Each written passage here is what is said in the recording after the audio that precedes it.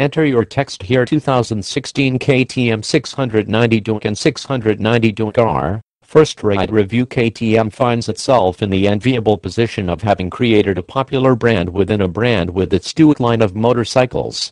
Don't believe me? Take a look at KTM's 2016 Duke lineup. Consisting of 6 different models, some of which, unfortunately, don't make it to the American side of the Atlantic. The Duke line starts with the 125 Duke and tops out with the 1290 Super Duke R, yet still has room for a pair of Dukes in the displacement range that started the line in the form of the 609cc 620 Duke I. Before we go any further, we need to step back from the current KTM image to remember that, way back prior to 1994, KTM only manufactured dirt-focused motorcycles.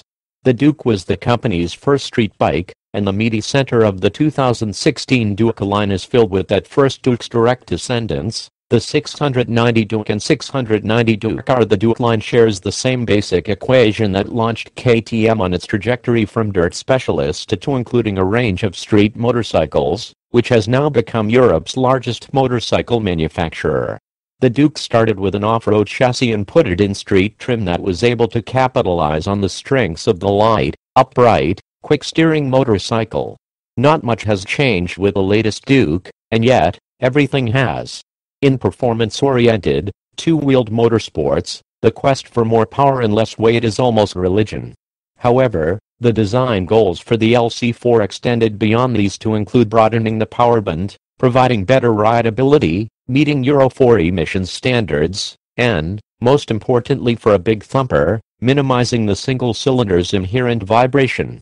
When mounted in the chassis, the LC may only look a little different from the previous generation, but there are almost no parts shared between the two.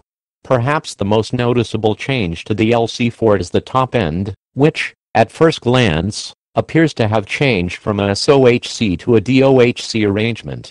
Yes, the new, silent timing chain is rotating a pair of sprockets, but only one is connected to a camshaft. This relocated camshaft has moved from its previously more central position back towards the intake side of the head. The front side of the head, where one would typically find the exhaust cam, has a secondary balance shaft that works in conjunction with the crank-driven balance shaft to quell vibrations. This single camshaft utilizes 3 lobes to actuate the valves, with the 2 outer lobes directly opening the intake valves while the center lobe controls a dual-fingered rocker arm to take care of the exhaust valves. Some clever engineering makes it possible to check and adjust the valve clearances without the time-consuming labor of removing the cam. Additionally, the chances of accidentally altering the valve timing by skipping a tooth in the timing chain while reinstalling the cam is eliminated. The head has an angled mounting surface for the cam cover rather than the typical flat one. This allows for weight savings by reducing the comparatively heavy aluminum alloy of the head and replacing it with the light, 2 mm thick magnesium cover. Just 3 bolts secure the cover, shaving additional grams. The top end isn't the only place where parts were changed to decrease vibration.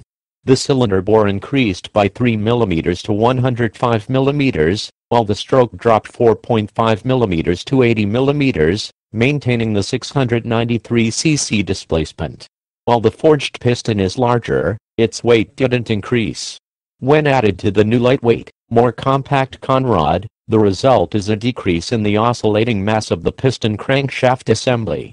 Coupled with the friction reduction of the crank's plain bearings, these changes not only reduce vibration, but also help bump the power output while increasing the engine's reliability. In addition to the internal engine changes, the power delivery is massaged by the 50 mm ride-by-wire throttle body and the resonator chamber attached to the intake tract, which helps tune the power pulses within the engine.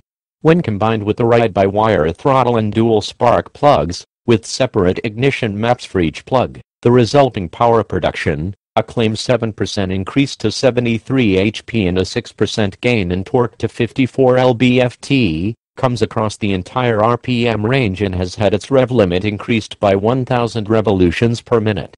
All this doesn't come, according to KTM, at the expense of fuel economy or emissions. The 690 is now Euro 4 homologated. The age of electronics.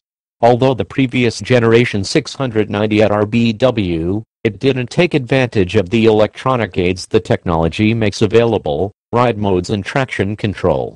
With the 2016 690 Duke, that issue has been addressed. The standard 690 receives the street ride mode, while the optional €299, $317, track pack adds sport and rain modes. In rain mode, the power delivery is softened to account for the lessened traction of the road surface. Sport and street modes deliver the same peak power, but the throttle response in sport is more direct. KTM also adds a 2-channel Bosch 9M ABS system with an optional Supermoto mode that disables ABS for the rear brake only. TC is included with and linked to the ride modes. While all 3 ride modes use TC to arrest rear wheel spin, Sport allows for more slippage before it intervenes.